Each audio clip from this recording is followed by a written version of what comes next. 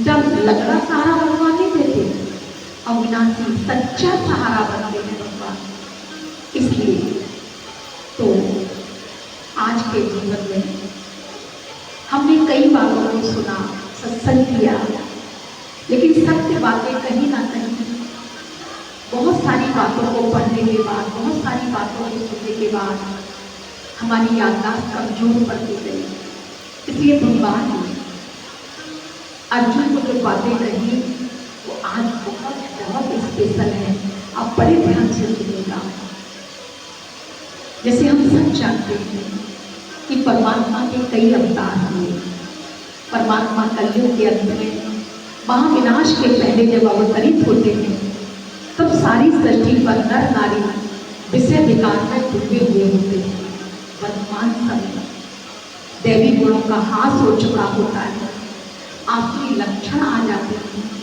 थोड़ी देर अगर भगवान की याद में बैठ के कहेगी ना, जो भटकती रहती होगी, वो कहीं पाँव ऊपर करेगा, कहीं हाथ करेगा, कहीं इधर दे देगा, ये सोचेगा, फिर यही सोच लेगा ये भोजन में क्या बट रहा है, कुछ यही सोच लेगा अच्छा आज ये साड़ी पहन कर ही तो यही पहन के आई है।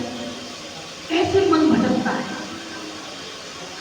तो भगवान इस बात को कहते हैं जब आखिरी लक्षण मनुष्य के देखने लगते हैं, विषय सागर पाताल में ले जा रहा होता है इस सृष्टि को, तब भगवान विषय विकारों को मिटाते हैं और पृथ्वी को जो विकारों के गर्भ में गिर गई है उसे निकालते हैं। आसुरी स्वभाव वाले हिरणाक्ष जो राक्षस है और मानव का सर्वनाश करने वाले विषय विकारों को संपूर्ण रीति से नष्ट करके ज्ञान बल के द्वारा भगवान ने उनको बचा लिया। इसलिए भगवान ने ज्ञान देकर रचा। फिर अवतार यज्ञ पुरुष के रूप में, फिर कपिल जी के रूप में, क्योंकि पृथ्वी को विकारों से बचाकर पवित्र बनाने के लिए ज्ञान दिया। और ज्ञान यज्ञ रचकर भगवान ने ब्रह्मा जी, विष्णु जी और शंकर जी का उनके दिव्य कर्तव्यों का ज्ञान देकर मानवों को कहा कि वो गुण ग्राहक बने और ईश्वरीय कार्य में सहयोगी बने। इसलिए भगवान ने दत्तात्रेय के रूप में अवतार लिया। और फिर भगवान ने नर नारियों को शिक्षा दी कि वो अपनी मानसिक अवस्था को योग के द्वारा ध्रुव समान अचल बना दे। इसलिए ध्रुव रूप में और राजहंस योग का वर्णन करके योग युक्त होने की प्रेरणा देने के कारण हंस के रूप में सबसे सुंदर बात विचार सागर मंथन, जो ज्ञान का विचार सागर मंथन है, ये करने वालों को ज्ञानामृत देकर देव पद की प्राप्ति कराई। इसलिए उन्हें धन्वंतरी के रूप में और उनके इन कर्तव्यों से इस दृष्टि पर 21 जन्म तक पृथ्वी पर सुख शांति पवित्रता स्थापित हो गई। हिंसा करने वाला कोई भी क्षत्रिय न रहा। इसलिए उन्हें परशुराम जी के रूप में, फिर असुरों से पृथ्वी को खाली कराकर भगवान ने देवताओं के लिए जीत लिया। इस दुनिया को बिल्कुल तरीके से जो कलह कलेश वाली दुनिया थी, इसको सुंदर बना दिया, सत्युग बना दिया। इसलिए असुरों के राजा जो बलि को पाताल में धकेल दिया, ये 52 अवतार के रूप में। रावण अर्थात रुलाने वाली माया, उसका विनाश करने के लिए श्री राम जी के रूप में और फिर से इस सृष्टि को सत्युगी स्वर्ग में सुख शांति संपन्न राज्यभार इस सृष्टि पर स्थापित कर दिया।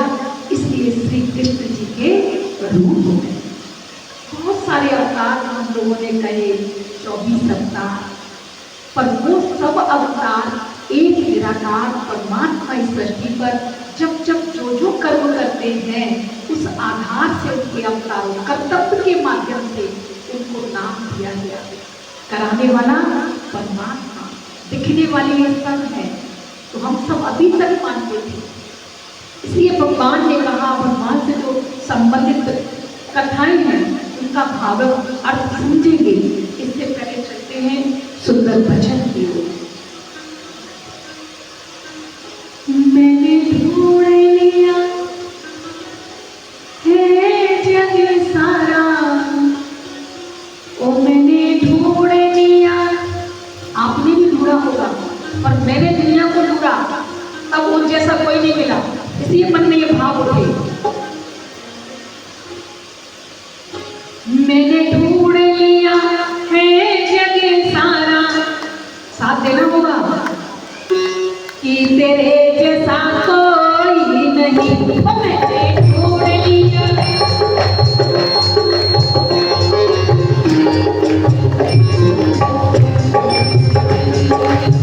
तो मैंने ढूंढ लिया है जग सारा कि तेरे जैसा कोई, तुम तो प्यार से भी, तुम तो प्यार से भी लगता है प्यारा कि तेरे जैसा कोई नहीं। तो मैंने ढूंढ लिया है जग सारा कि तेरे जैसा कोई नहीं।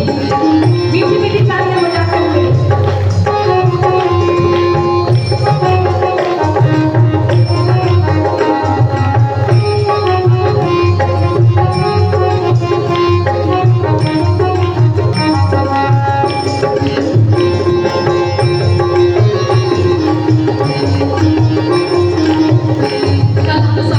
परमात्मा शिव अपने पिता का परिचय पाया, तो कल ये गीत गाने का मुझे अवसर नहीं मिल पाया था, लेकिन ये उस परमात्मा के लिए है जिसको सब धर्म की आत्माएं देखती हैं, पर फिर भी वो अलग नहीं लगता है। तो कहा, जब जब देखो तेरी सूरत,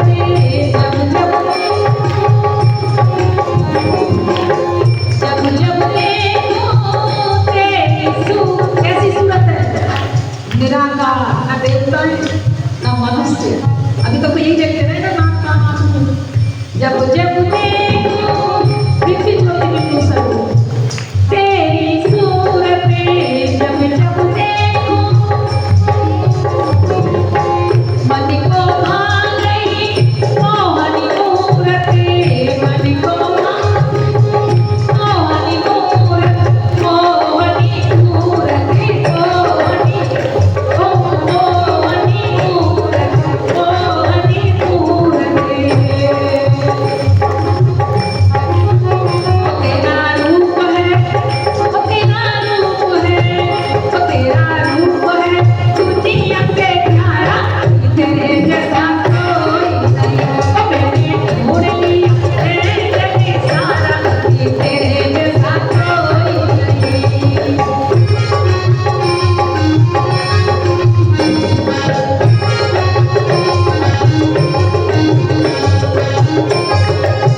ओ मैंने, तालियां बजती रहें। ओ मैंने ढूंढ लिया है जग सारा कि तेरे जैसा कोई नहीं।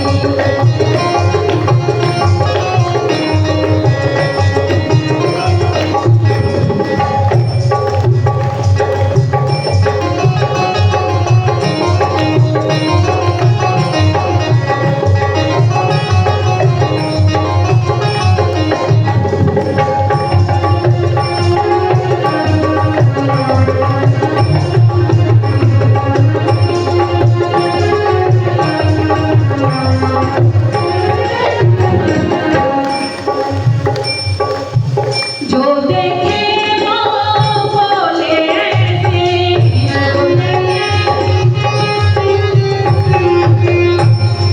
राम देखे, श्याम देखे, देवी देखे, देवता देखे, हिंदू देखे, मुस्लिम देखे, छोटा देखे, गरीब देखे, बड़ा देखे, पूरा देखे, हर कोई देखे, भारत देखे, भोपाल देखे, कोई भी देखे, जो देखे वो बोले ऐसे, जो देखे तू तो लगे मोहे अपना जैसे, तू तो लगे मोहे, जो देखे वो बोले ऐसे, तू तो लगे मोहे अपना जैसे, अपना जैसे, अपना जैसे, अपना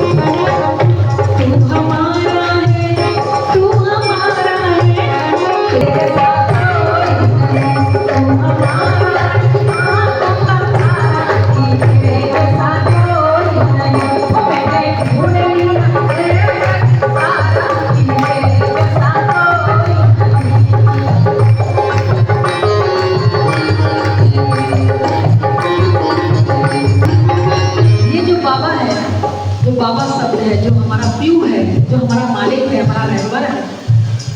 खाक मुझ में कोई कमाल रखा है, दाता मुझे तो तूने संभाल रखा है। मेरे ऐबों पे डाल के पर्दा तुझे अच्छों में डाल रखा है। मेरा नाता तूने अपने से जोड़कर मुझे हर मुश्किल से टाल रखा है। मैं तो कब की खत्म हो चुकी होती मेरे दाता, बस तेरी रहमतों ने मुझे संभाल रखा है, तेरी रहमतों ने मुझको संभाल।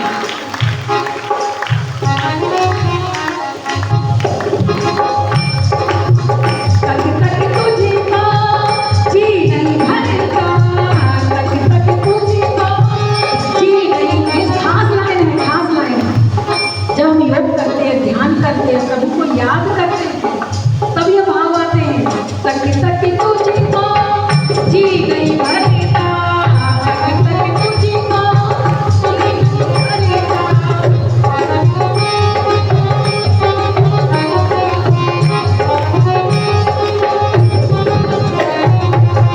और जगत में कोई नहीं जचता, और जगत में कोई नहीं जचता।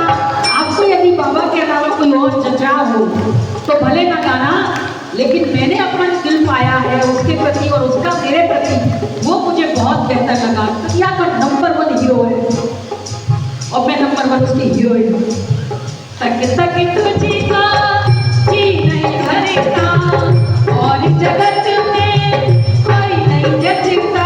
आपको जचाए कोई उस जैसा तो दोनों हाथ उठा के पूरा उठना चाहिए। लास्ट लाइन है, कोई नहीं जचता, कोई नहीं जचता, कोई नहीं जचता, कोई नहीं जचता, कोई नहीं,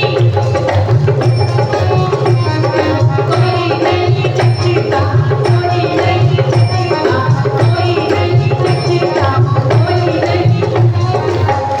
तू हमारा है, तू हमारा है, तू हमारा है, तू हमारा है, तू हमारा जीने का सहारा, तेरे जैसा कोई नहीं। तू हमारा जीने का सहारा, तेरे जैसा कोई नहीं। मैंने ढूंढ लिया तेरे सहारा, तेरे जैसा कोई नहीं। मैंने ढूंढ लिया तेरे सहारा, तेरे जैसा कोई नहीं। मैंने ढूंढ लिया तेरे सहारा, तेरे जैसा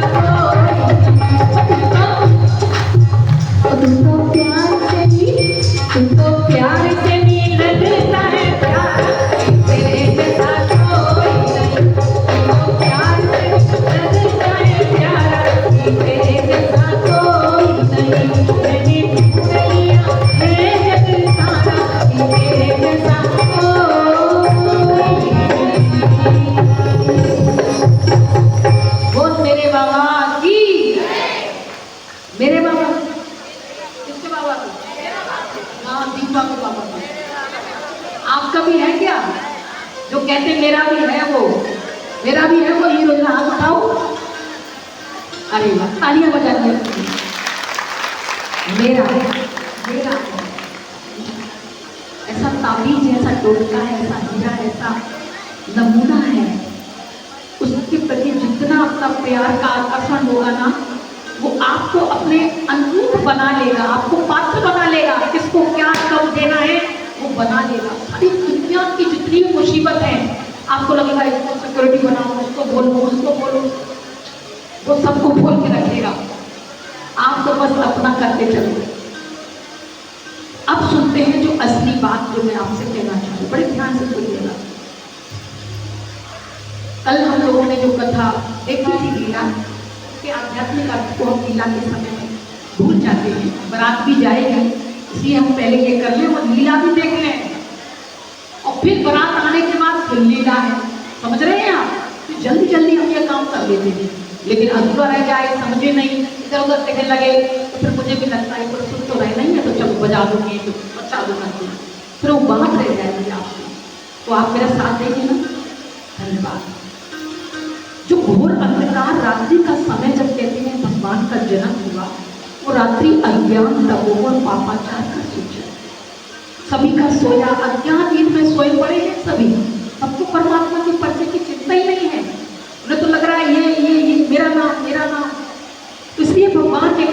वाले मेघों का बढ़ाना, आने वाले महाविनाश का सूचक, शंख पवित्र वचन का, स्वदर्शन आत्मा के ज्ञान का और सृष्टि चक्र के ज्ञान का प्रतीक, गदा जो पकड़े चतुर्भुज में वो विकारों पर विजय प्राप्त करने का प्रतीक, और कमल फूल जो पकड़े हैं वो ग्रस्त में रहते हुए जहाँ भी आपकी जवाबदारी है, जॉब है, स्कूल है, जो भी है, उस सब में अपने जीवन को पवित्र पावन बनाने का प्रतीक। अब पूरे भाव का मतलब ये हुआ, देखो मैं यहाँ देख के क्यों पढ़ती हूँ पता है, मैं ऐसे भी सुना सकती हूँ, बोलती हूँ एक शब्द आपके पास पहुँचना चाहिए, इसी वो शब्द में मिस नहीं करना चाहती, जो भगवान ने दिया वो ठीक रीति में आपके पास पहुँचाना चाहिए। तो कहा सत्य वृतांत ये है कि संसार में जब धर्म ग्लानि अत्यंत थी तब सभी मनुष्य अज्ञान नींद में सोए पड़े थे, ज्ञान पूरी तरीके से लुप्त हो चुका था, असुरों के काले बादल मंडरा रहे थे, सभी माया के बंदी बने हुए थे।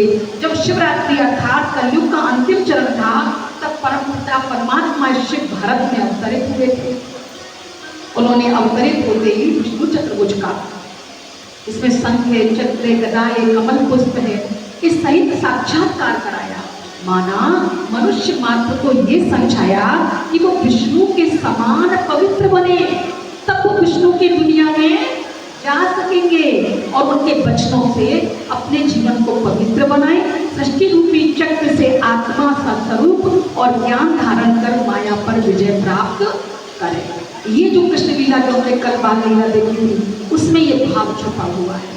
और फिर कहते हैं श्रीमद् भागवत में सृष्टि के आदि में विष्णु की कमल नामी से प्रजापिता ब्रह्मा के जन्म का उल्लेख मिलता है। उसका भी वास्तव में यही भाव है, जब कलयुग का अंत था, सृष्टि का आरंभ होना था, तब परमपिता परमात्मा शिव ने ब्रह्मा जी को विष्णु का साक्षात्कार कराया और उन्हें कहा अपने जीवन को कमल को समान पवित्र बनाए। दूसरों को भी यही संदेश है और ब्रह्मा जी ने उस ज्ञान को आधार पर वैसा ही वैसा अपना जीवन बनाया, जिसे ही अलंकारिक भाषा में कहते हैं उनकी कमल उत्पत्ति से उत्पत्ति, कमल से उनकी उत्पत्ति हुई। अब कहते भगवान ने बंसी कौन सी बजाई, मुरली बजाई कन्हैया ने, तो कहते सारा भागवत कहते हैं मुरली से महिमा से भरा पड़ा है।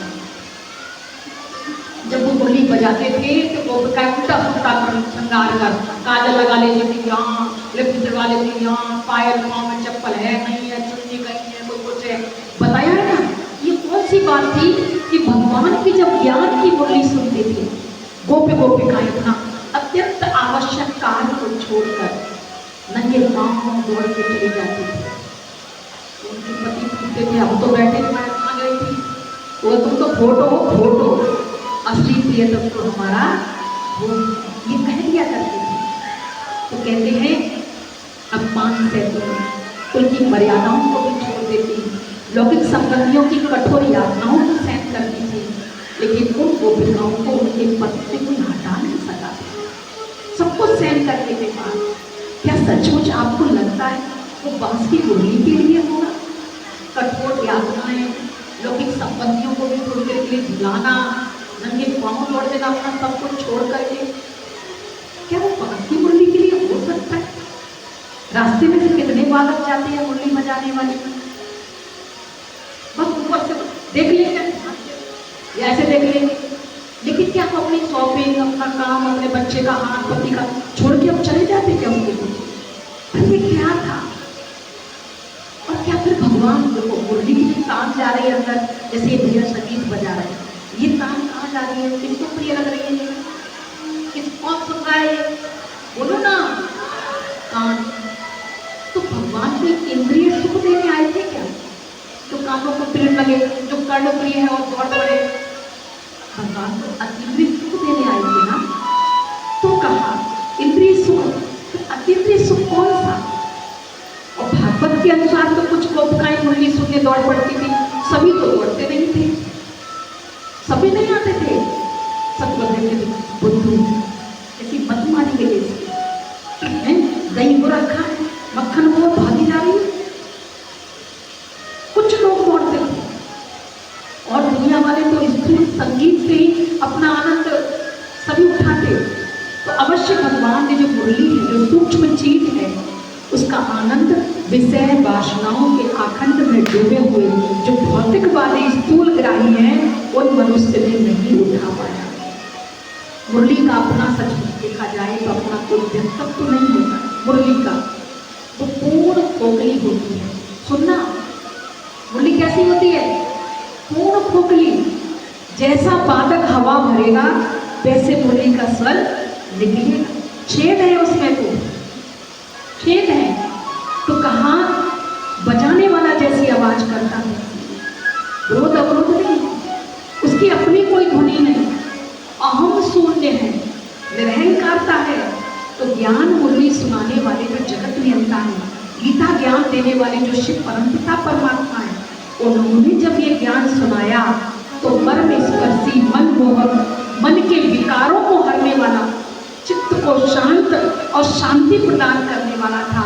उस रसीले ज्ञान को भी कहा, जब भगवान की ज्ञान मुरली बजती थी तो कुछ आत्माएं दौड़ दौड़ करके वो शांति में आया करती थी। बाकी तो सब ऐसे कहते थे, कहाँ जा रही, कहाँ जा रही। सब लोग उसका आनंद नहीं उठा पाए थे, ये समझना। फिर कहते हैं माखन चुराते थे, तो माखन का तो आपने कल सुना भी था। मक्खन चुराना, उनके चित्र छापे जाते हैं। हमारे जो हीरो हैं कृष्ण कन्हैया, भरत के राम जी, श्री कृष्ण जी, हम भारतवासियों ने उनकी बहुत लीलाएं रंग रंग दिखाने के कारण था आध्यात्मिक रहस्य, लेकिन स्थूल से लेने के कारण आज पूरे जगत में विदेशी लोग बोलते एक कन्हैया चोर, एक राम कमजोर। आपके ऐसे भगवान हैं? अध्यात्म रहस्य को हम सबने बुला दिया है। आप जानना चाहोगे रहस्य को? हाथ उठाओ। जानना चाहोगे? अभी भी वही लीलाएं सुनोगे, सोचोगे? धन्यवाद, आप जानना चाहते हो। इस समय आ गया है जानने का, उस सच्चाई को सुनने का, शिरोधार्य करने का। तो भगवान ने ग्लानि करने के कारण जो संसार में जो पतन हुआ है भगवान का, लोग कहते हैं श्री कृष्ण ने इस सब प्रकार के काम किए, चोरी चकारी, चीर चुराना है उन्हें। अब इतना बड़ा ऊपर आरोप लगाया चीर हरण का। कोई भी आपका बच्चा किसी को स्नान घर में नहाते हुए किसी महिला को, बेटी को, बहन को देखे, आपको अच्छा लगेगा? अच्छा लगता है? तो उसकी शिकायत करोगे, पकड़ के ले जाओगे उसको। लेकिन यहाँ लीलामृत में क्या कहते हैं, नहीं नहीं भगवान जमुना जी में कोई ऐसे नहीं आया ना ग्रस्त हो गए, इसलिए ऐसा ज्ञान दिया हो। ठीक है, अच्छी बात है, ये भी मानो, लेकिन इसके साथ साथ आप ये भी तो मान लो जो अभी आप सुनने जा रहे हो। तो भगवान ने कहा, जब देखो ज्ञान क्या है? सरोवर है। सुनना, ध्यान से सुनना, ज्ञान क्या है? सरोवर है, गंगा है, जमुना है, ठीक है। जब हम लोग इसमें नहाने चलते तो शरीर हमारा गीला हो रहा है, ठीक है। लेकिन ज्ञान में जब आप आते हो तो फिर आप अपना अभिमान लेकर आए, मैं रूपवान, मैं गुणवान, मैं धनवान। तो ये भगवान हमारा चीर हरण करते हैं। देह भान, देह को भी तो क्या कहा है? वस्त्र कहा है। उस सरोवर में से हमारे देह के भान को भगवान क्या करते? वस्त्र को उतार देते हैं। कौन से वस्त्र को उतारते हैं? साड़ी, कुर्ता, धोती, कौन से वस्त्र को उतारा? ये शरीर रूपी चमड़ी, याद रखना, ये देह को भी वस्त्र कहा है। तो भगवान ने कौन सा वस्त्र खींचा था?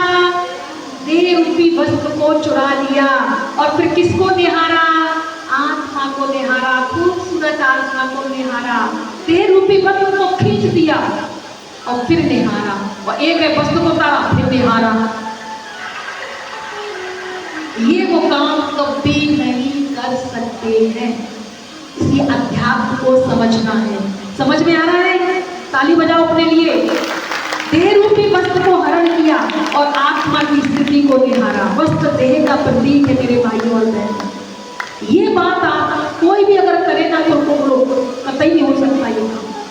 जो लीलाएं लिखी, लिखने वालों ने कुछ भाव से लिखी, पढ़ने वालों ने कुछ भाव से सुनी, सुनने वाले ने कुछ भाव से सुनी। अब पढ़ना, सुनना, लिखना तीनों अलग अलग हो गया। लोगों के अंदर में इतनी ग्लानि आ गई।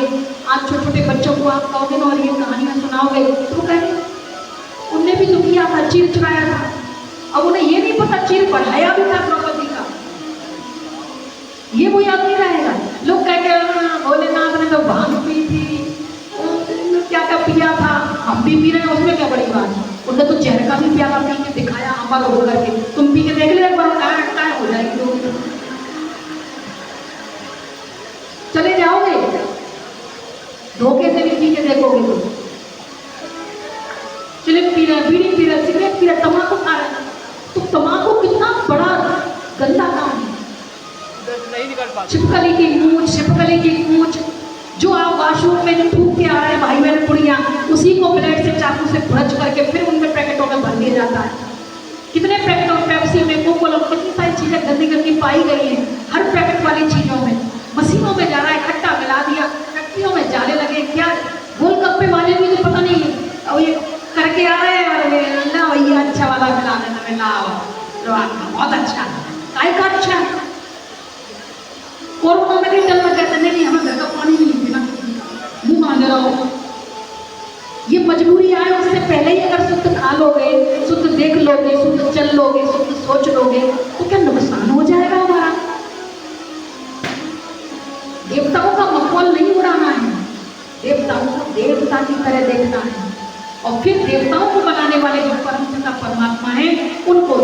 फिर गजग्रह का युद्ध जो है, तो ज्ञानवान आत्माएं जब ज्ञान बल के कारण, गज और ज्ञान ही सरोवर है, माया विकार ग्रह है। यदि ज्ञानी आत्मा को अकर्तव्य कर्तव्य कर देती है, ज्ञान स्नान करते करते माया उसे ग्रसित कर लेती, खींच लेती अपनी ओर, तब परमात्मा स्मृति से, उस परमात्मा की स्मृति से, उस परमात्मा अपना स्व का हमें ज्ञान देते, स्वदर्शन चक्र। जब भगवान की हमने याद की, भगवान ने हमें बताया तुम हो कौन, तुम क्यों सोच रही हो सास हो तो बहू को अभी सुधारना चाहती हो, क्यों सोच रहे हो पिताजी हो तो बेटे को अभी सुधारना चाहते हो। देखो आत्मा, देखो तुम्हारा व्यर्थ का जो गला कट जाता है, ज्ञान बल से उसकी सहायता करके भगवान ने माया रूपी ग्रह के रूप से उसे मुक्त करा दिया। इसलिए ऐसी कहानियां हैं।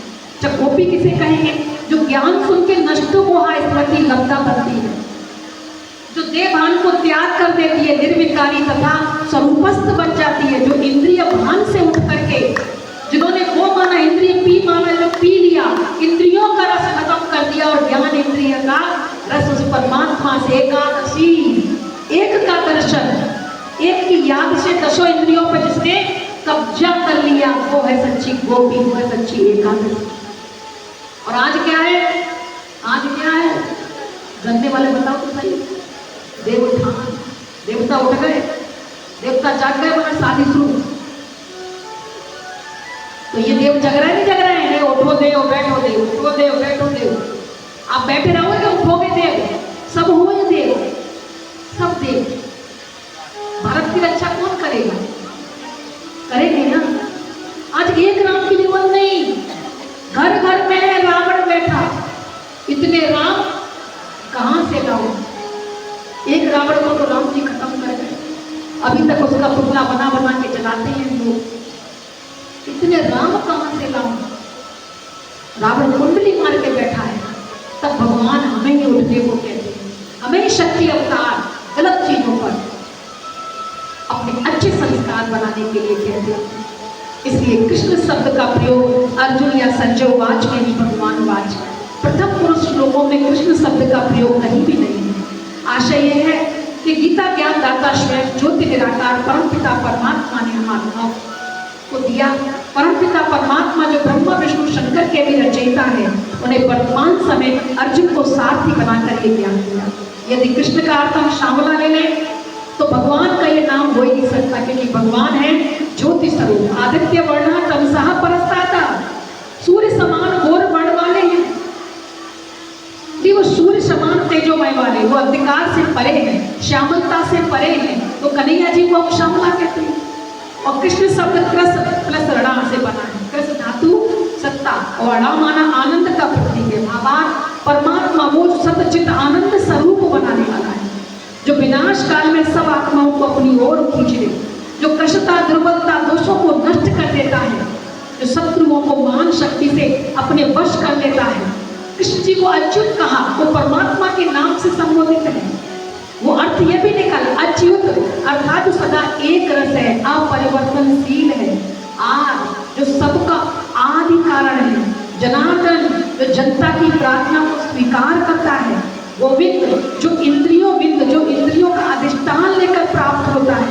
ऋषिकेश जो इंद्रियों का स्वामी है, केशव जो ब्रह्मा विष्णु महेश इन तीनों के देवता का परमात्मा रूप, उन तीनों को रचने वाला वो रचनाकार है, उसको कहा केशव।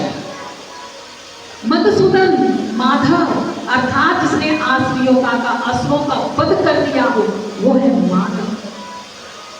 इसलिए भगवान कहते हैं यहाँ पर, जैसे कृष्ण दो व्यक्तिवाचक नाम, एक सर्वगुण संपन्न, 16 कला संपूर्ण, संपूर्ण निर्विकारी, मर्यादा पुरुषोत्तम, ऐसे गुणवाचक नाम है उनका, जो ज्ञान के सागर, प्रेम के सागर, पवित्रता के सागर है। तो परमपिता परमात्मा, जैसे दशरथ के पुत्र एक राम, और एक राम जो जगत से न्यारी है, परमात्मा राम। इसलिए भगवान ये बताते हैं कि श्री कृष्ण जी ही श्री नारायण है। श्री कृष्ण जी छोटा बाल रूप है, और जब उनका स्वयंवर होता है तो क्या बन जाते हैं? श्री नारायण। इस बात को महाभारत के वन पर्व में रूपक अलंकार में यूं कहा गया है कि सृष्टि के महाविनाश के समय जब भूतल पर चहुओर जली जल दिखाई दे रहा था, तब मार्कंडेय ऋषि ने उस जल पर जो बरगद का वृक्ष की एक शाखा थी, उस पर श्री कृष्ण को बालक की अवस्था में लेटे देखा, और मार्कंडेय ऋषि जी ने पूछा, महाराज आप कौन हैं? श्री कृष्ण को लेटे देखा है बरगद की शाखा पर, तो प्रभु जी आप कौन हैं? तब उन्होंने कहा, मैं ही वास्तव में श्री नारायण। भावार्थ, जब कलयुग का अंत, जब इस सृष्टि पर महाविनाश होता है, जल प्लावन की घटना होती है, तब इसके बाद मानवीय वंश की शाखा का पहली जो वंश शाखा है, वो श्री कृष्ण जो श्री नारायण से शुरू होती है। और श्री कृष्ण को लेटा दिखाने का भाव है वो अवस्था में पूर्णतः निश्चिंत अवस्था, अवै सुखकारी। ये कथा महाभारत के नारायणी उपाख्यान में वर्णन है इसका। फिर कहते श्री नारायणी विश्व के प्रथम राजकुमार थे। कथा सरित सागर में यह बात वर्णन है कि देवताओं के श्वेत दीप में रतन जड़ित भवन में श्री नारायण को श्री लक्ष्मी सहित शेष सैया पे देखा गया, और वो शेष सैया पे लेटे का मतलब है अवय है, निश्चिंत है, सुखपूर्वक अवस्था का ये प्रतीक है। और श्री नारायण सभी मनुष्यों में श्रेष्ठ हैं, एवं उनके दिव्य नर के नाम का नाम है श्री नारायण। अर्थात सत्य के आरंभ में आज तक भी जितने भी नर हुए, जितने भी नर, श्री नारायण उन सभी से अधिक गुणवान, पवित्र, अहिंसक, दिव्य थे। इसलिए ही आज तक श्री नारायण के कोई मम्मी पापा नहीं। क्यों? क्योंकि उन्हें धर्म और अहिंसा का आत्मज्ञान है। वामन पुराण के 6वें अध्याय में वर्णन है कि श्री नारायण के जो पिता है वो धर्म, और उनकी जो माता है वो अहिंसा थी। सर्वगुण संपन्न, 16 कला संपूर्ण, संपूर्ण निर्विकारी होने के कारण ही श्री नारायण जी को मानव के आध्यात्मिक पुरुषार्थ का लक्ष्य माना गया है। सब मानव दौड़े, सिंहासन को बैठा है, सिंहासन को रखा है, जो भी पहले दौड़ पहुंचेगा, पहले बैठ जाएगा, वो नाम हो जाएगा श्री नारायण। आध्यात्मिक पुरुषार्थ का पहला लक्ष्य है श्री नारायण। इसलिए उनके कोई माता पिता नहीं दिखाए। और श्री कृष्ण को स्वयंवर के बाद श्री नारायण नाम मिलता है, क्योंकि लीला में हम और आप भूल जाएंगे। अभी सुन लो, जब वो आएंगे ना चल के, सचमुच में अगर भगवान का ये रूप होता ना, तो क्या हिंदू, क्या मुस्लिम, क्या सिख, क्या ईसाई चपट्टा मार अपने घर ले जाते। देख नहीं पाते, क्या क्या देखे इनका, ऐसे सोच जाओ। अब इनको बनाने वाला तो कितना, इसलिए वो गुप्त है, छुपा है, इसलिए वो गुप्तेश्वर है, गुप्तेश्वर। तो श्री कृष्ण ही स्वयंवर के बाद श्री नारायण बनते हैं। श्री कृष्ण जी के हमेशा चित्र प्रौढ़ अवस्था के देखे हैं नारायण जी के, और श्री कृष्ण जी के चित्र हमेशा बाल्यावस्था या किशोरावस्था के मिलते हैं। सत्युग में स्वयंवर के पश्चात वर और वधू दोनों के नाम बदल जाया करते थे। आज भी कई घरों में प्रथाएं हैं ये, घर से आगे मुन्नी, या नाम हो गया उनका, क्या हो गया, कुछ ही बोल दो, सरिता हो गया, या आज के समय में सोना हो गया, या सोनिया हो गया, है ना, नए नए नाम होते ना आज के समय में।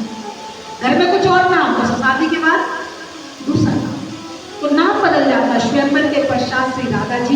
श्री लक्ष्मी कहलाई और श्री कृष्ण श्री नारायण हो गए।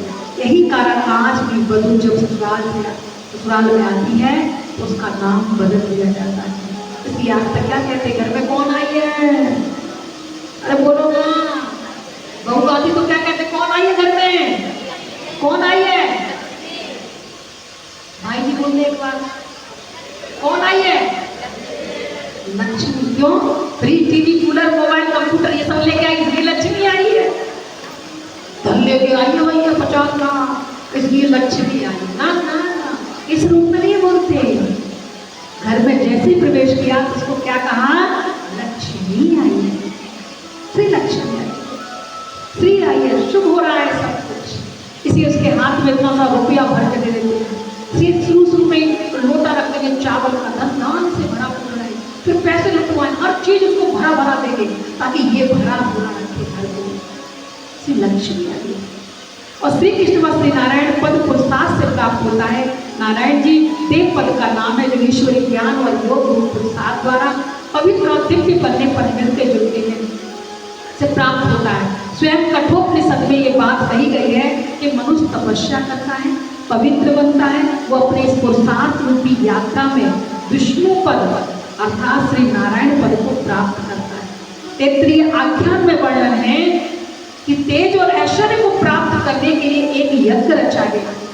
एक यज्ञ हुआ जिसमें देवताओं ने निर्णय किया कि जो अपने कर्मों की श्रेष्ठता रूप पुरुषार्थ द्वारा सर्वप्रथम पुरुषार्थ रूपी अंतिम जो लक्ष्य वो प्राप्त कर लेगा वही सर्वोच्च पद पर बैठेगा। और आगे बताते हैं इस कथा में कि श्री विष्णु ने अपने सबसे पहले श्रेष्ठ पद को प्राप्त किया। इससे स्पष्ट है श्री नारायण जी ने अपने पूर्व जन्म में तपस्या की और जिसके प्रारब्ध स्वरूप में उन्होंने श्रेष्ठ पद देव पद पाया। इसलिए महाभारत के वन पर्व में वर्णन है कि शिव जी ने अर्जुन को एक जगह कहा है कि पूर्व जन्म में तुमने नारायण सहित तप किया है। इसलिए कहा जाता नर ऐसी करनी करे सो नारायण बन जाए और नारी ऐसी करनी करे सो श्री लक्ष्मी कहलाए। ये तो नहीं कहा कोई कर्म ऐसे पुरुषार्थ नहीं कर सकते हो, क्या कहा? नर ऐसी करनी करे। करनी से मनुष्य विख्यात होता है, कर्म करने से। जब जैसी उसके पास सामने सिचुएशन आती है उस सिचुएशन को जीत लेता है, घबराता नहीं है, टूटता नहीं है, गिरता नहीं है। जो भी परिस्थिति आ जाए तब उसके लिए कहते हैं नर ऐसी करनी करे सो श्री नारायण बन जाए और नारी ऐसी करनी करे सो श्री लक्ष्मी कहलाए। तो श्री नारायण जी ने अपने साधारण रूप में पहले तपस्या की। कब? अभी कलयुग के अंत में। तब सत्ययुग की जब सृष्टि की शुरुआत हुई तब वो इतने सुंदर महल में भारत में एक राज्य, एक छत्र, अटल अखंड राज्य के चक्रवर्ती सम्राट श्री नारायण कहलाते हैं। तालियां तो बजाइए उस दुनिया के लिए। उस दुनिया में आप सबको जाना है, वो जाने के लिए भगवान पढ़ाई पढ़ा रहे हैं। तपस्या ना की होती अगर राधा जी ने, श्री कृष्ण कन्हैया जी ने अपने पिछले रूप में, तो ये क्यों कहा जाता मेरे भाइयों और बहनों, राधा तू बड़े भागिनी कौन तपस्या की और 3 लोग तारन तरन सो तेरे आधीन। तो राधा रानी बनने से पहले वो तपस्या की। जब राधा रानी तपस्या की होगी तो कृष्ण कन्हैया क्या अधूरे रह गए होंगे? नहीं, और वो समय अभी सत्ययुग आएगा, उससे पहले अभी तपस्या का समय। इसलिए ब्रह्मांड पुराण में ब्रह्मा जी और नारायण जी का संबंध बताया, वायु पुराण में ब्रह्मा जी नारायण का संबंध बताया है। बहुत जगह इतनी सुंदर सुंदर बातें कही गई हैं जो आप समझ सकते हैं। इसलिए आज की जो लीला देखेंगे और फिर आप जब बारात में जाओगे उससे पहले ही ये पाठ हम आपको पूरा करना चाहते। तो आपको ये समझ में आ गई कि नहीं आ गई? श्री कृष्ण छोटा रूप, छोटा श्री कृष्ण गोविंद हरे मुरारी हे नाथ। नाथ किसके? स्वयंवर के बाद नारायण वासुदेवा। ठीक है, चीज तो नहीं चुराया था उन्होंने। क्या चुराया था? देवा। मक्खन चुराया था क्या? क्या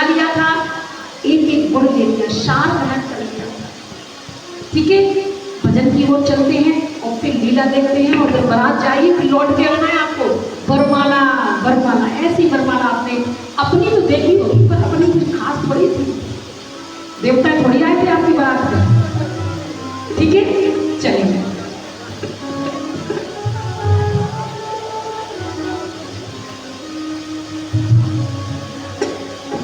लगन प्रभु से लगा बैठे, अब तो लगा नहीं लगन, लगन प्रभु से लगा बैठे, जो होगा देखा जाएगा। लगन प्रभु से लगा बैठे, जो होगा देखा जाएगा। उन्हें अपना बना बैठे, उन्हें अपना बना बैठे, जो होगा देखा जाएगा।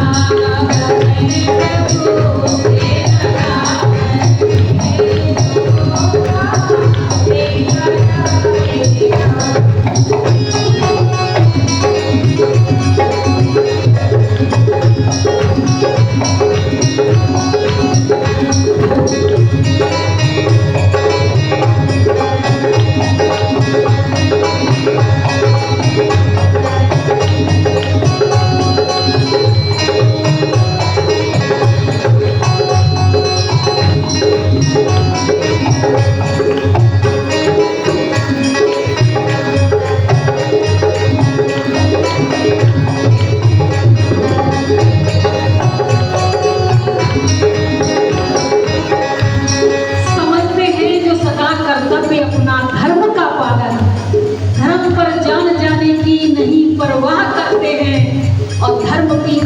मिलाते जो खुद को खाक में, देशवासी सदा उसी का धन्यवाद करते हैं, धन्यवाद करते हैं। मुझे मान लो कन्हा दुनिया हमें बदनाम करेगी, मुझे मान लो कन्हा दुनिया हमें बदनाम करेगी। हम अपने माता पिता के 3 लाडली बच्चियां हो, दुनिया वालों ने कहा लड़का नहीं है, ढकना नहीं है, कोई भी ब्याह नहीं करेगा इनको। बुंदेलखंड की भाषा में कोई ब्याह नहीं करेगा इनसे। क्यों नहीं करेगा? भैया ही नहीं है, भैया ही नहीं है। और जब हम बने तो कहा सेठ जी तुमने पैसा बचा लिया, बच्चियों को भर्ती कर दिया, पैसा बचा लिया, शादी नहीं की। हमने कहा भैया तुम अपने पतियों को कहती हो परमेश्वर, हमने भी किया, परमेश्वर को अपना पति बनाया। तुम पति तुम्हारे परमेश्वर और हमारा परमेश्वर पति। और फिर भी लोगों ने कुछ कुछ कहा, लेकिन डरे नहीं, घबराए नहीं। मुझे मान लो कन्हा दुनिया हमें बदनाम करेगी, और जिसका नाम है उसी को तो बदनाम है। सब अपनी गवाह बैठे, सब अपनी गवाह बैठे, जो होगा देखा जाएगा। सब अपनी गवाह बैठे, जो होगा देखा जाएगा। लगन प्रभु से लगा बैठे, जो होगा देखा जाएगा।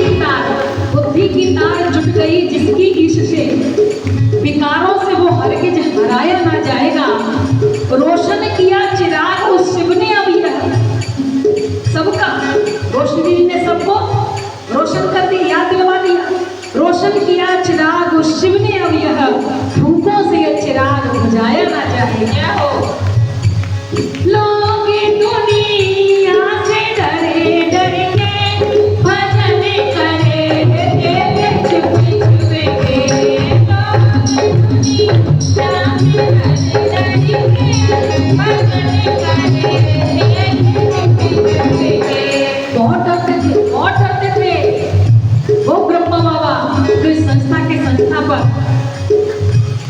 इतना सुपर हीरो जिसने अपने जीवन में ऐसा ज्ञान लाया कि सभी माताएं कन्याएं भाई शक्तिशाली बन गए, किसी से डरने की जरूरत नहीं पड़ी। कौन क्रोध कौन माया कौन क्या क्या कुछ किसी से डरे, तो वो डरना खत्म करवा दिया, इतना सहज जीवन में करवा दिया। लोग कहते थे संन्यास होना, ये छोड़ना, ये खाना पीना, दुनिया की भौतिक चीजें साधन है, बहुत मुश्किल पड़ेगा बेटा, तुम नहीं रह पाओगी। और डर डर के लोग चुप चुप के बेचारे क्या करें क्या नहीं करें। लेकिन जीवन में जब ले आया, आप गृहस्थी माताओं ने भी, भाइयों ने भी और दीदियों ने भी तब कहा लोग दुनिया से डरके डरे भजन करे चुप चुप के।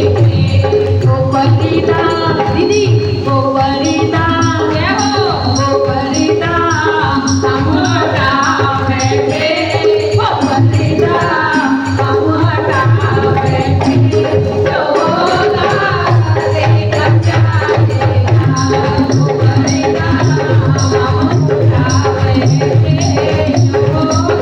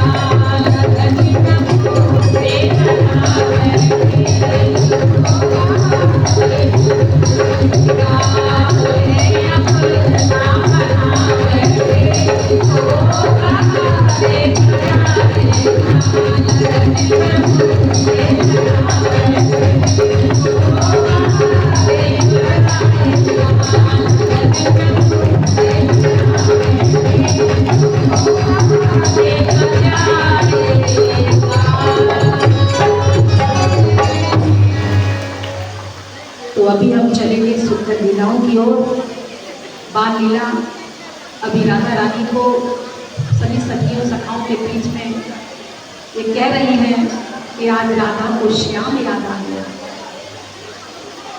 जैसे ही श्याम आ जाता है तो हम देवता संपूर्ण रूप में श्याम को देखें, लेकिन आत्मा का पिता जो परमात्मा है उसकी याद से हमारे सर्व मंगल काम होंगे।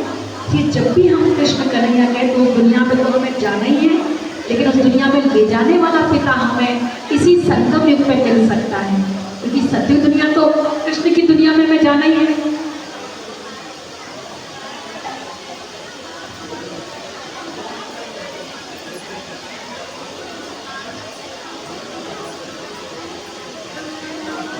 तो जैसे कन्हैया कहे तो हमें दुनिया में जाना है, सत्य दुनिया में, लेकिन याद हमें परमात्मा को भेजने वाला कौन है, इसलिए।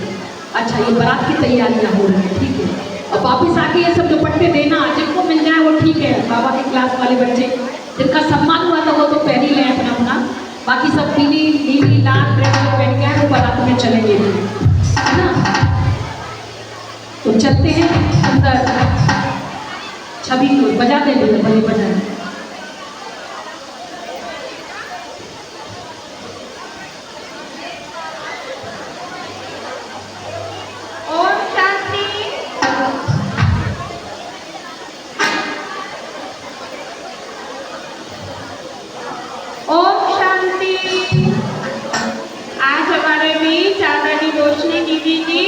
हम सबसे मुलाकात करेंगे और अपने आशीर्वचन लेंगे। सभी जोरदार तालियों से उनका स्वागत करेंगे।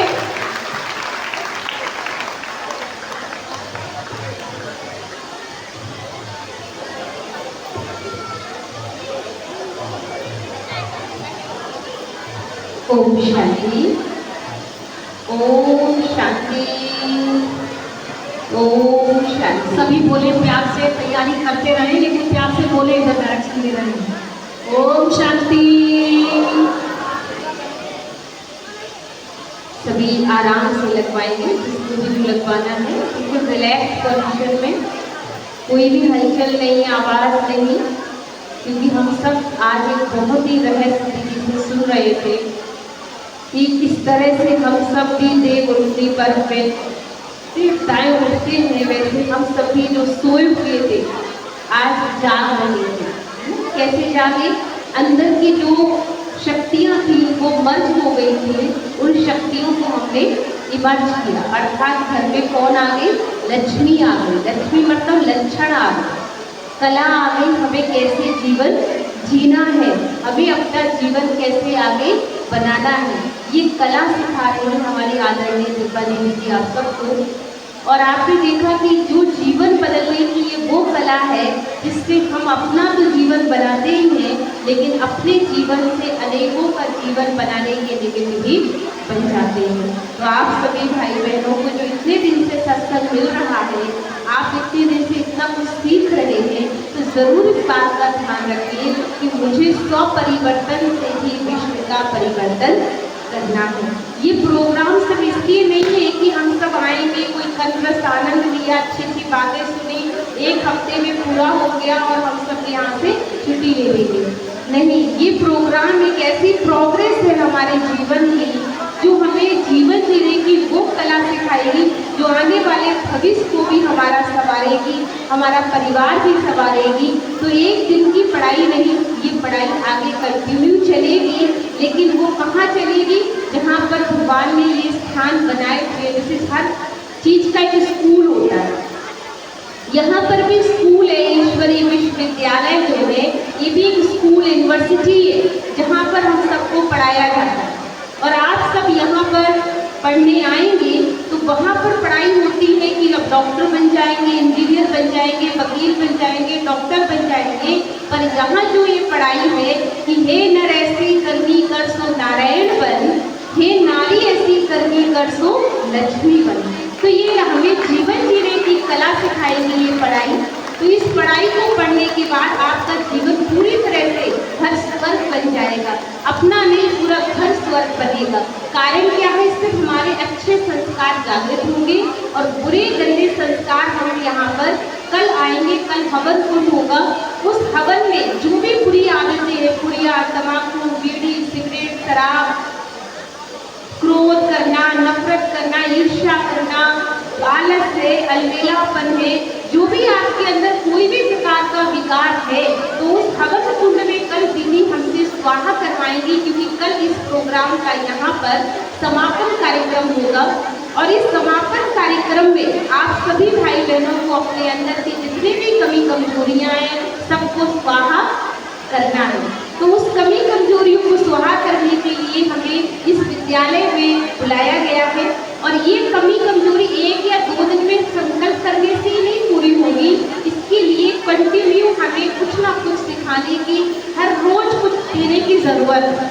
और इसके लिए आप सबके लिए हर रोज वहाँ पर ईश्वरी विद्यालय में, जो कि डीएम चौराहे पर बना है ये विद्यालय अपना, तो आप डीएम चौराहे पर जो सिविल लाइन है, जेल रोड पर, कंपनी गार्डन के बिल्कुल सामने ही है, वहाँ पर आप आएंगे।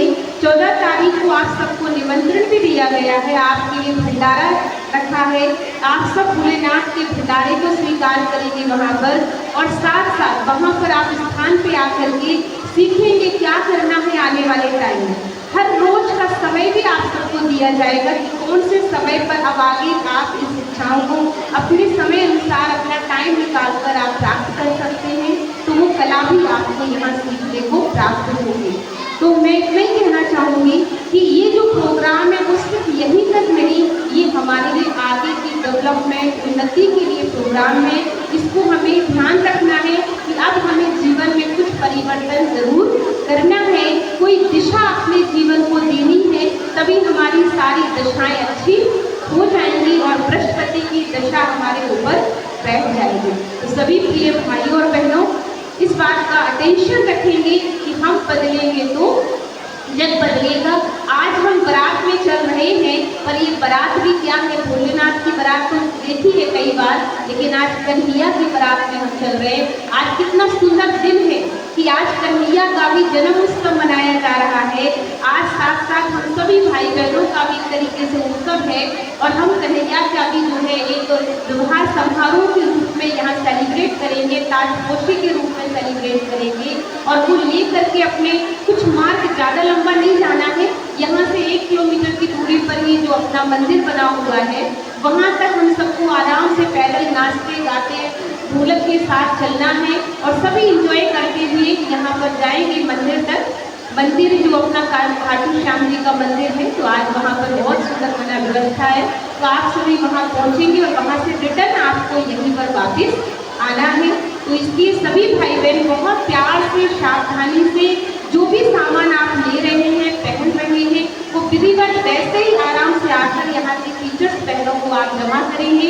कोई भी चीज़ टूटनी नहीं चाहिए, क्योंकि ये भगवान के यज्ञ का सामान है, इसका ध्यान रखना भी हमारा फर्ज है।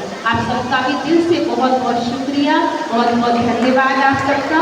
आप सभी का स्वागत है कि सेंटर पे आप जरूर आइएगा टाइम निकाल करके, और अपना जीवन भी जरूर श्रेष्ठ बनाइए। बहुत बहुत शुक्रिया। ओम शांति। ओम शांति। सब लोग सजने में इतने तैयार हैं, हमारे मगन बच्चों अच्छा है। ओम शांति। अभी दीदी ने आपको जो भी आगे का डायरेक्शन तो दिया, लेकिन एक बात बताना भूल गई है शायद, क्योंकि कल हमारी भागवत का आखिरी दिन है। कल गीता भागवत का